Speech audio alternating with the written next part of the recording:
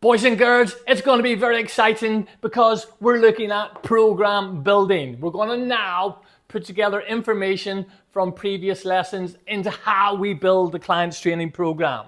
So the warm-up is the first thing we come to in order to complete that program. So why and the how. Why do we do the warm-up and how do we do the warm-up? So let's look at the why. We're going to increase the client's heart rate gradually. We're going to improve the mind to muscle link to get all the tendons, all the muscles, all those neurons firing down to the muscles to get us ready for exercise. We're going to increase temperature to the muscles and we're going to reduce the risk of injuries. So that is the why. The how, let's look. Here we've got equipment, time, the intensity, and also then the teaching points. Teaching points are pieces of information that you need to get across to your client to keep them safe. So here, for example, I've chosen cross trainer. So the cross trainer or the elliptical trainer is going to do upper body and lower body at the same time. As opposed to if I put my client on the treadmill, for example, all they're doing is simply walking on the treadmill, so the upper body isn't being incorporated in that exercise. We can choose between 5 minutes and 10 minutes. I've chosen 5 minutes because remember, we've got 45 minutes to 60 minutes to try and get all the different exercises in so our client gets a good workout.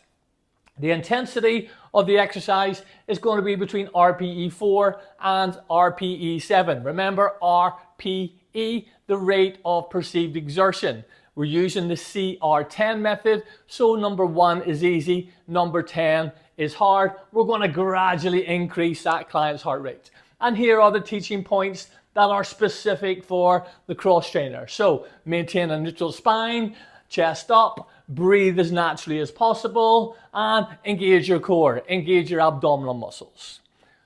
Also then, once we've done the cardiovascular element, or before, we need to look at our dynamic stretches.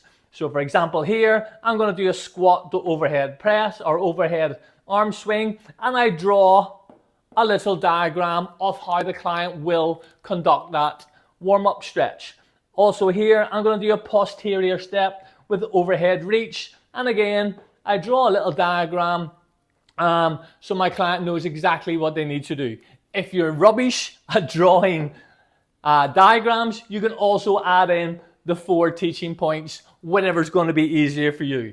I've also mentioned here how many repetitions my client will do of each dynamic stretch. I would encourage you as a coach or an instructor to do your dynamic stretches first and then move on to your warm-up CV.